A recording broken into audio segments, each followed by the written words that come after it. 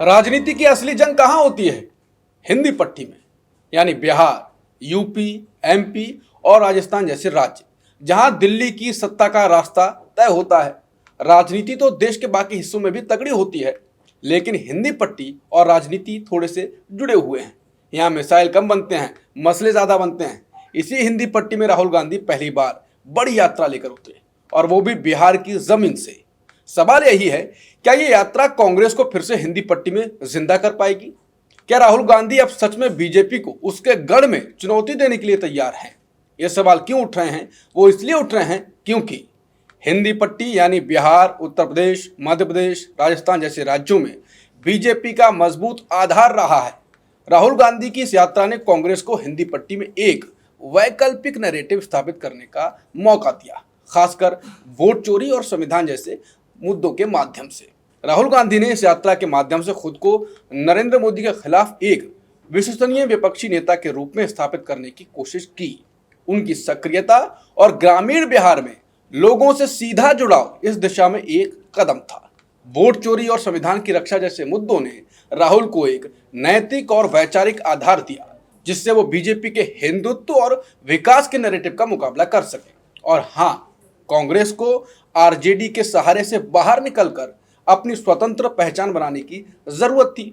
इस यात्रा ने कांग्रेस को गठबंधन में एक सक्रिय और नेतृत्वकारी भूमिका निभाने का मौका दिया। लेकिन सवाल यह है, क्या यह दांव कामयाब होगा? क्या कांग्रेस आरजेडी की छाया से निकलकर अपनी जमीन बना पाएगी? और महागठबंधन में कांग्रेस की भूमिका को और मजबूत करने के लिए राहुल को अब क्या करना होगा? और सबसे जरूरी, बिहार के बाद यूपी, एमपी और राजस्थान जैसे राज्यों में इस रणनीति को कैसे आगे बढ़ाया जाएगा? आज हम इन्हीं सवालों पर गहराई से करेंगे चर्चा। नमस्कार, मैं हूं अंकुर और आप देख रहे हैं सत्य हिंदी का खास शो बेबाक मुकेश, जहां मुकेश जी बेबाकी से खबर को समझाते हैं आसान भाषा में। मुकेश जी, यात्रा तो समाप्त हो गई, चर्चा अभी भी जारी है। अब जो टॉपिक हमारा है आज का, हिंदी पट्टी में, इसके क्या मायने? पहली भारत जोड़ो यात्रा थी, पूरी भारत में निकाली गई, कम समय में दिया गया हिंदी पट्टी को। यूपी में आए और साइड किनारे से निकल के चले गए थे, और बिहार में भी ऐसा ही हुआ। क्या कहेंगे इस पर आप?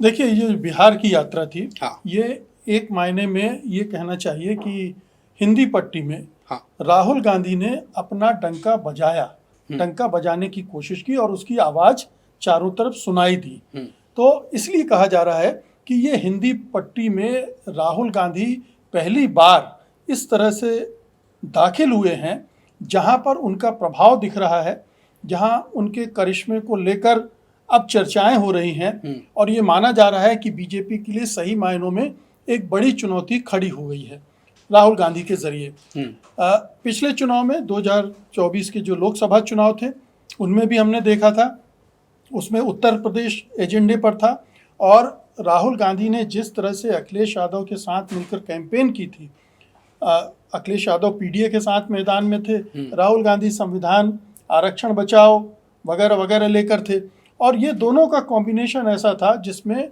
बीजेपी धड़ाम हो गई और एक बहुत महत्वपूर्ण जीत उत्तर प्रदेश में हासिल की, जिसकी वजह से केंद्र में बीजेपी बहुमत पाने से वंचित हो गई। बिल्कुल। तो ये दो राज्य जो बहुत ही क्रूशियल होते हैं भारतीय राजनीति के लिहाज से, उत्तर प्रदेश और बिहार। उत्तर प्रदेश में एक इलेक्टोरल ये सबूत दे दिया उन्होंने कि चुनावी मैदान में भी ये केवल ऐसा नहीं है कि राहुल गांधी की धमक है, उसका असर भी चुनाव पर दिख रहा है। एक वो है। अब दूसरा जो बिहार में हुआ, और जिस तरह से उसको, उनकी यात्रा को और उनको खास तौर पर रिस्पांस मिला, ये बताता है कि वो हिंदी पट्टी में उनकी स्वीकृति और विश्वसनीयता दोनों एकदम से बढ़ गई। देखिए, जितना मखौल उड़ाया गया था राहुल गांधी का, वो इसी हिंदी पट्टी के लोगों ने ज़्यादा उड़ाया था। बिल्कुल। पप्पू वगैरह जो कुछ हुए थे, सब इसी पट्टी में ज़्यादा हुआ था। इसके बाहर उस तरह की चर्चाएं नहीं हुई थी। अब अगर इस पट्टी में राहुल गांधी उस पूरे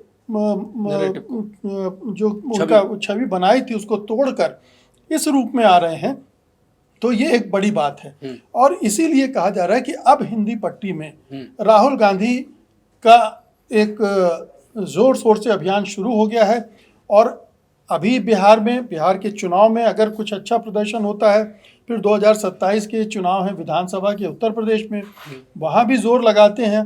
और इन दो राज्यों में अगर वो मैं ये नहीं कहूँगा कि कांग्रेस पार्टी का रिवाइवल हो जाएगा। मेरे ख्याल से तो राहुल गांधी के एजेंडे में कांग्रेस पार्टी का रिवाइवल है ही नहीं। उनकी नज़र है कि कैसे जो दिल्ली में सत्ता है उसको हटाना है। इसीलिए उनके टारगेट पे ना तो समाजवादी पार्टी है, अखिलेश यादव हैं, और ना ही आरजेडी और तेजस्वी यादव हैं। ये चर्चाएं होगी कि उन्होंने तेजस्वी यादव को घोषित नहीं किया है। सब जानते हैं कि तेजस्वी यादव के अलावा कोई वहाँ मुख्यमंत्री पद का दावेदार है ही नहीं। तो ये किससे बनाए जाएंगे, मतभेद पैदा करने की कोशिश की जाएगी, दरारें पैदा की जाएंगी, और पप्पू यादव जैसे लोग कभी कभार कुछ इस तरह के स्टेटमेंट भी देंगे। आपको नहीं लगता क्लैरिटी है बिल्कुल कि जो मैंने शुरुआत में कही बात कि उनके दिमाग में भी राहुल गांधी की होगा, हाँ आदमी काम करता है, फल की चिंता नहीं करता, लेकिन फल तो आता है ना जब काम करता है तो। लेकिन राजनेता हैं तो दिमाग में तो होगा कि आरजेडी के नीचे आप हमेशा रहे और बिल्कुल एक हिसाब से उतनी कमजोर रहे।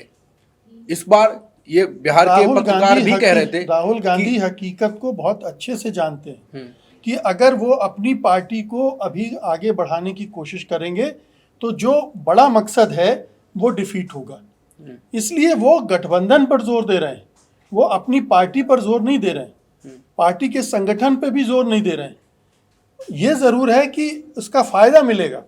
अगर राहुल गांधी लोकप्रिय होते हैं, उनके सीटें बढ़ती हैं, दिल्ली की दावेदारी मजबूत होती है, इंडिया गठबंधन का नेतृत्व मजबूत होता है, तो ऑटोमेटिकली कांग्रेस के वर्कर्स में एक उत्साह पैदा होता है, एक विश्वास पैदा होता है कि हम अब सत्ता में वापस आ सकते हैं। और यही पार्टी के रिवाइवल और कैसे होगा? पार्टी का रिवाइवल ऐसे नहीं होगा कि अब संगठन बनाने में राहुल गांधी जुट जाएंगे। मुझे नहीं लगता कि कांग्रेस का कोई इस तरह का एजेंडा भी है कि वो गांव-गांव में अपने कैडर बनाएगी। कैडर इन्हीं से निकलेंगे। इसी तरह के माहौल में लोग जुड़ेंगे और पार्टी का अपना संगठन भी बनेगा। और कोई औपचारिक अभियान उस तरह का मुझे नहीं दिख रहा है। राहुल गांधी की प्रायोरिटी स्पष्ट है, बीजेपी को डिफीट करना है, नरेंद्र मोदी को सत्ता से हटाना है, इंडिया गठबंधन को मजबूत करना है। वो मुद्दे लाने हैं जो आगे की राजनीति को तय करेंगे। और इस लिहाज से उन्होंने हिंदी पट्टी के मिजाज को समझा है। और यहाँ की जो सामाजिक संरचना है, जो सोशल इंजीनियरिंग उनको करनी है, उसको लेकर वो चल रहे हैं। और उसमें अखिलेश यादव भी उनके लिए ज़रूरी है, तेजस्वी यादव भी ज़रूरी है, क्योंकि उसके बिना वो बनता ही नहीं है। ये उनके बिना अगर वो साथ हैं तो राहुल गांधी का जो विचार है, जो राहुल गांधी का एजेंडा है, उसको मजबूती मिलती है। अगर उनसे अलग होते हैं तो ये भी कमज़ोर होंगे, वो भी कमज़ोर होंगे। दोनों एक दूसरे के लिए कम्प्लीमेंट्री हैं। तो इसलिए ये बहस मुझे लगता है बेमानी है।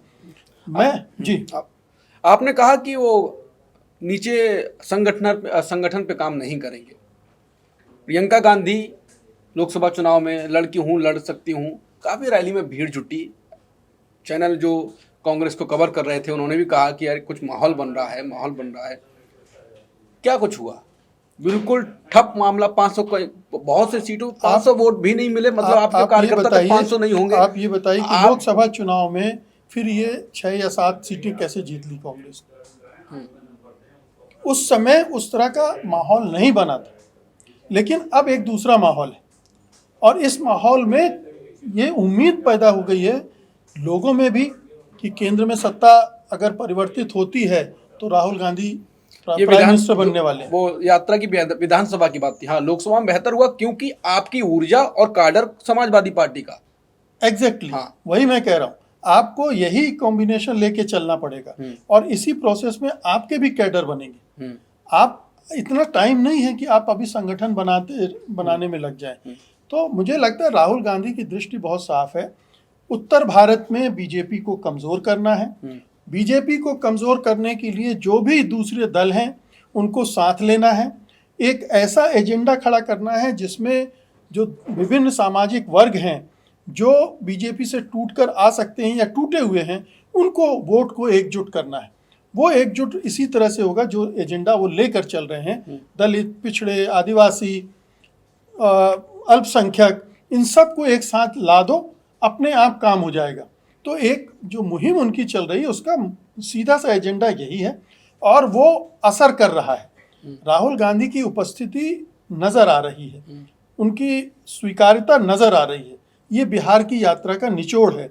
आने वाले समय में इसका असर हमें चुनाव में भी दिख सकता है और दूसरे राज्यों में जब वो इसी तरह की कैंपेन करेंगे वहां भी होगा। आखिरी सवाल, आपने कहा कि राहुल गांधी जो मुद्दे उठा रहे हैं सब, और हिंदी पट्टी की बात चल रही है, हिंदी पट्टी में ही सबसे ज़्यादा हिंदुत्व है, सबसे ज़्यादा हिंदुत्व की बात भी यहाँ पर बनती है, सबसे ज़्यादा आरोप भी राहुल गांधी बाकी लोगों पे लगाए जाते हैं। हिंदुत्व का काट सबसे मजबूत यहाँ की काट राहुल गांधी लेके आ जाएंगे इस राजनीति से? निकाल लिया है उन्होंने काट। उत्तर प्रदेश में क्या हुआ था भाई, वो जो पीडीपी है, जो संविधान बचाव है, आरक्षण बचाव है, दलित पिछड़े अल्पसंख्यकों को एकजुट करना, यही काट है। बीजेपी यही तो करती है, इनको तोड़ देती है। बिल्कुल सही बात। और उससे वो उसका बन जाता है। अगर आप इन वर्गों को एकजुट कर सकें तो आपका काम हो जाता है। ये एक्सपेरिमेंट उत्तर प्रदेश में सक्सेसफुल हो गया है। बिहार में आज तक बीजेपी अपने दम पर बहुमत नहीं ला पाई। क्यों नहीं ला पाई? इसीलिए कि वहाँ उस तरह की गणित नहीं बनती है। वहाँ पर जो जातीय संरचना है या सामाजिक संरचना है वो उसके खिलाफ है, मतलब राजनीतिक स्तर पर। तो वो नहीं कर पा रही है। अगर कमोबेश वही स्थिति यूपी में हो जाए तो वहाँ भी, और हुआ है लोकसभा चुनाव में, तो विधानसभा चुनाव में देखना पड़ेगा। बिल्कुल। तो कुल मिलाकर बात वही है जो मुकेश जी ने आखिरी में कही और शुरुआत से बातचीत जिस मुद्दे पे हमारी हो रही है कि बीजेपी का गढ़ है हिंदी पट्टी। मध्य प्रदेश, राजस्थान और अब उत्तर प्रदेश और बिहार में भी हिंदी पट्टी में सबसे ज़्यादा हिंदुत्व भी जागरूक रहता है, उबाल में रहता है लोगों के मन में। और वहाँ पर भी राहुल गांधी अपनी नई राजनीति लेकर आ रहे हैं। संविधान की बात करते हैं, जाति जनगणना की बात करते हैं और गरीबों की बात करते हैं, अल्पसंख्यक की बात करते हैं। अब इस राजनीति से अगर ये राजनीति हिंदुत्व की काट बन पाती है तो बीजेपी के गढ़ में और हिंदी पट्टी में और अभी काम करना पड़ेगा। अगर ये काट बनेगी तो यही एक जरिया है जिसका जो हिंदुत्व का काट है। नमस्कार।